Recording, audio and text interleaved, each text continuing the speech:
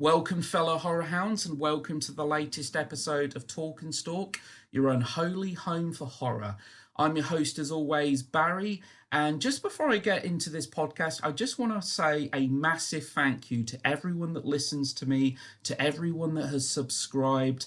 I've actually reached what I deem to be somewhat of a milestone, certainly for me at least. At the last check, I've actually got 102 subscribers. So a massive thank you to everyone that subscribes, just everyone that listens to my podcast. It really does mean a lot. Every subscribe is hugely appreciated. I do genuinely love doing this, and I'm planning on continuing doing this for the foreseeable future. So thanks a lot, everyone, and it really does mean a lot. Now, today's podcast is going to be devoted to what I believe is one of the best horror sequels of the 80s. I feel like this is a film that is actually much better than it has any right to be. You know, following in the footsteps of one of the most iconic horror films ever made, a movie that is almost undeniably a classic, and that is Psycho 2. Now, this movie actually came out a whole 23 years after the original film. Of course, Psycho, released in 1960, to me is very much kind of the granddaddy of contemporary horror films. It's a film that's certainly made an impact. It's a classic, without a doubt. It's one of the most iconic horror films ever made, with what is probably the most iconic scene in the history of horror cinema. But, Psycho, it's a classic. It's not a film that was generally well received upon original release. This is a film that really didn't go down too well with most critics. The shower scene alone, I believed, really kind of caused some controversy. But, the rest is history. It's certainly one of Hitchcock's most popular movies. And we got a sequel 23 years later. Now, the movie that we got is actually very different from the Psycho 2 novel, which was written by Robert Bloch. Robert Bloch wrote the original 1959 novel, and I think what Hitchcock did was genius, actually. The movie itself was actually quite different from the novel. The character of Norman Bates was changed dramatically for the film. In the novel, Norman's character was very much, he was kind of a hideously repulsive kind of man. He was overweight. He was a guy that looked like a sex pest, to basically not, without sugarcoating it or anything. Hitchcock didn't want that, by casting someone like Anthony Perkins, the boy next door, good looking, somebody that you would never suspect of being a monster. I just thought that was genius casting. And, Anthony Perkins just cemented himself in that role. He's just fantastic. From what I understand, the original novel of Psycho 2 actually had Norman Bates escaping from the mental institution. So not actually being released, but actually escaping and actually travelling to Hollywood to stop the production of a movie being based on his life.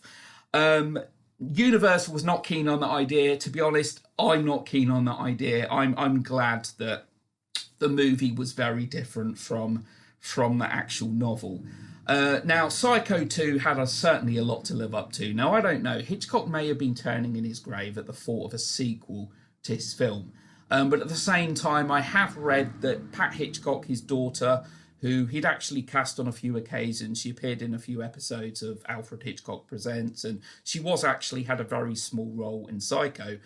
She apparently said her father would have loved the idea of a sequel, of a follow-up. Now, the movie was written by Tom Holland, who quickly became a big name in the horror genre. I believe it took him about 6 months to actually write, to fine-tune the script. But obviously, he went on to direct the likes of Fright Night, which is actually one of my personal favourite 80s horror films, one of the best vampire films of the 80s. He also directed Child's Play, which obviously gave birth to Chucky, horror icon, and The Stepfather, released in 1987. Again, very good film. This is a guy that was on his way up, certainly, became quite a big name in the horror genre. And it was actually directed by Richard Franklin, an Australian film director who was actually very much a lifelong devotee of Alfred Hitchcock. They actually became good friends, in fact. I think it was after seeing Psycho when he was about 11 or 12 years old. He absolutely fell in love with that movie, and one of his earlier films as well, called Road Games, which was heavily inspired, in fact, by 1954's Rear Window, widely regarded as being, one of the best thrillers of all time and certainly one of Alfred Hitchcock's greatest movies. It was very much kind of a nod to that. So Richard Franklin was a guy that was, Alfred Hitchcock, let's face it, one of the most influential film directors of all time. I feel like the guy, Hitchcock essentially helped mould the thriller genre as we've come to know it. And when Psycho was released, Psycho was very different from anything Hitchcock had done prior, And it's a thriller / horror. The shower scene alone, Hitchcock was told that he would ruin his reputation as one of the greatest film directors out there by doing something like that. But Richard Franklin, I'd imagine it was a dream come true, being able to direct a sequel to a classic by one of his favourite directors. Now, I do believe that Brian De Palma, it was even discussed that he could direct. Now, Brian De Palma has very often cited that Hitchcock is his favourite film director of all time. Brian De Palma actually did, movies like Sisters, Dressed to Kill, which clearly, and Carrie actually uses Bernard Herrmann's Psycho shower scene score in the movie. He's, again, a huge devotee of Alfred Hitchcock. This movie actually went to Richard Franklin, who I actually think did a really good job. I think this is a film that very much respects the original film whilst being a solid movie in its own right. Anthony Perkins is just fantastic. Essentially he's a very sympathetic villain. You cannot help but feel for Norman Bates. A very three-dimensional, sympathetic performance by him. He's released from the Institute. He's trying to get his life back on track, and he's haunted by the past. And of course, strange things start happening very soon after he's released. And this is a movie that really does do a good job of generating suspense. The original movie, 2 people are killed in it. Now, this follows, the slasher genre. The whole slasher subgenre had really kicked off at this point. And this film throws some kind of slasher movie-esque kills into the mix. That's kind of where horror was kind of going, the direction it was going in at the time. But this movie never loses focus of what it is. This is a story about Anthony Perkins, Norman Bates. And of course, Meg Tilly is in there, who's, again, Jennifer Tilly's sister, great in this role. And, of course, I do believe that Jamie Lee Curtis was actually considered for this role, which would have been a great nod to her mother's film, Psycho. But I think that Jamie Lee Curtis was actually, at the time, trying to kind of distance herself from the horror genre. She'd been in Halloween, Halloween 2, The Fog, Prom Night, Terror Train. So, with this movie, it was great to have Vera Miles back.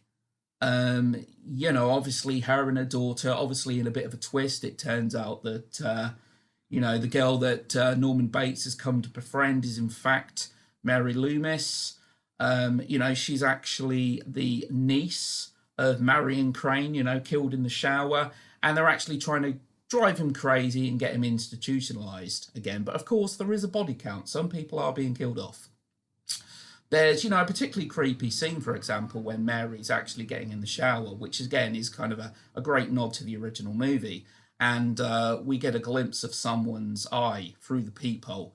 It's a really kind of creepy moment. And I think there's a really effectively creepy scene later on in the movie where he's actually, Norman gets a telephone call and he's hearing his mother's voice. But then, of course, Mary believes it's her mother on the other end of the phone. and she dresses up as his mother to try and get him off the telephone, etc. The fact that he's supposedly hearing this voice, but we don't hear the voice ourselves, it's very creepily effectively done. Now, the original house set was actually used for this movie as well. I love that gothic house, like with the original movie. I love the sense of atmosphere that this film has. The motel, I believe, was actually reconstructed. Now, I do actually know that there was some criticism, apparently, upon original release that they reused the shower scene for the opening to this movie. Now, I think the original shower head was originally going to be used as well, but apparently it had been stolen. It had actually been taken. There's a scene in this film as well. It must be noted that Anthony Perkins, one of his sons, is actually a film director / actor, Oz Perkins, who's actually a pretty good director, actually. A movie that I would recommend of his is called February, which I actually thought was a really good slow-burning psychological horror film. In a little flashback moment in the film, we get a flashback of a young Norman Bates, and the flashback that we get, it's actually Oz Perkins, Norman Bates' son, that actually plays the young Norman. I think Franklin was a great choice, actually, to direct this film. He's a guy that went to, I believe, the University of Southern California. He actually the very same film school as George Lucas, Robert Zemeckis, and John Carpenter. And I think he pays a lot of respect to the original movie. Now, I know some people out there that like this film as much, if not more, than the original film. I believe Quentin Tarantino is actually someone that loves this movie and actually prefers it to the original film, which is a very high testament to this movie.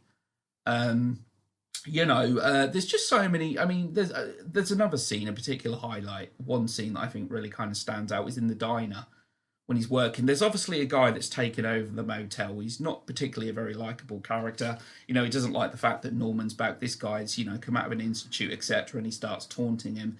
And there's a scene where Norman's actually working, in the kitchen counter, and he sees a message from his mother, and of course he believes it's Loomis. He believes, it's the guy Toombs that's wrote the message, and then the message is gone. It's that whole kind of, is Norman Bates losing his mind again, or is somebody actually trying to drive him crazy? Is the spirit of his mother there?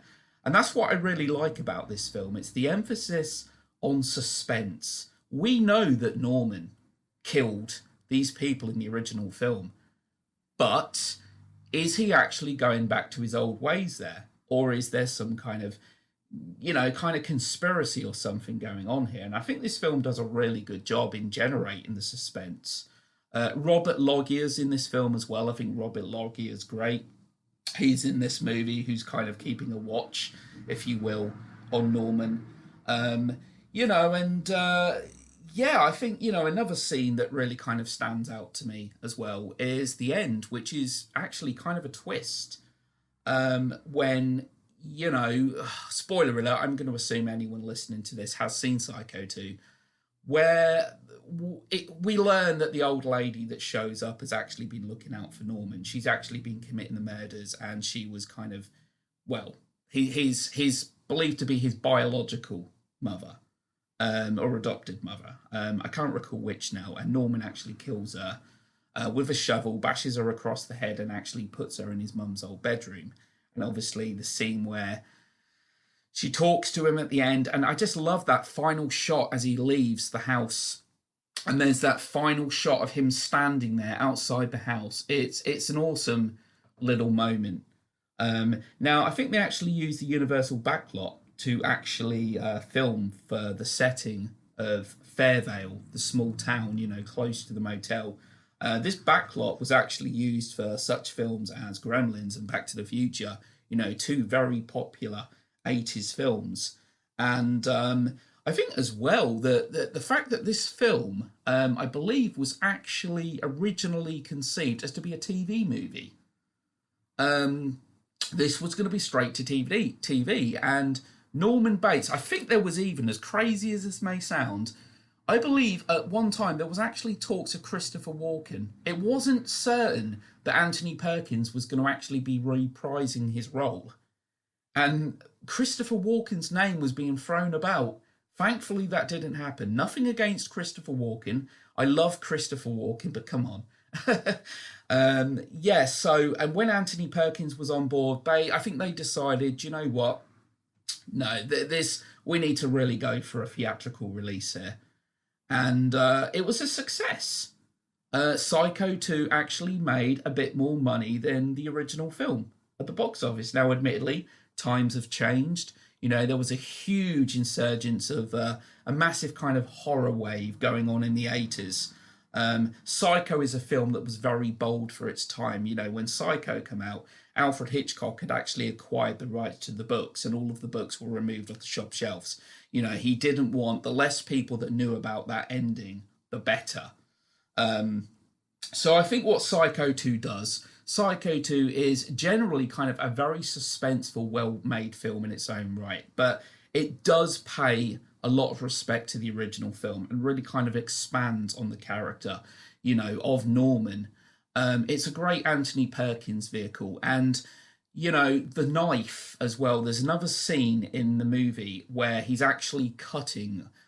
He's in the kitchen with Mary, and he's actually cutting a sandwich up, I believe it is, which is again kind of a great little nod. The thing that he actually offers Mary is actually milk and a sandwich, which is the very same thing that he offered Marianne in the original movie. And her name itself is actually a nod to the original movie. Marion Crane's character actually wrote, I believe it was Mary Samuels. That's it, Mary Samuels. So yeah, I think it's a really well made, suspenseful movie that probably, as I said, is probably better than it had any right to be. I think, you know, people were probably a little wary about a Psycho 2. You know, Psycho 3, which came out just a few years later, I still think is actually quite a good slasher flick. It's certainly not as good as the first two movies. It's notable for being directed by Anthony Perkins himself. And it was kind of more going towards the wave of the kind of slasher movies that we were kind of in at that time. You know, that whole kind of slasher subgenre. But it still managed to be creepy. It still had a sense of atmosphere to it. And I absolutely loved the tagline for Psycho 3, which was Mum's off her rocker, or Mum's off her rocker again. Loved the tagline to that. You know, and Jerry Goldsmith's score for this film is just beautiful. I believe at first it was criticised for not featuring Bernard Herrmann's score. Bernard Herrmann, you know, one of the most iconic scores in the history of cinema, the shower scene, without a doubt. Obviously worked on quite a few Hitchcock movies to not use, but I believe that Richard Franklin wanted this film to have its own identity. You know, he didn't want to be recycling the same things. And I think Jerry Goldsmith's score is fantastic. I mean, Jerry Goldsmith, obviously, again, a big name in the horror, in the movie score industry. I think his score for this film is great. It manages to be both beautiful, yet strangely haunting at the same time. There's a sense of creepiness to it, but it really is quite beautiful. And I really like the attention to detail as well, because there's a lot of props and the decor from the original film that are actually used in this movie. They tried to actually reuse as much as they could in terms of the props and the decor. You know, I think there's another nice kind of little touch, little cosmetic thing as well. Lila Loomis, obviously played by Vera Miles, shortly before her death.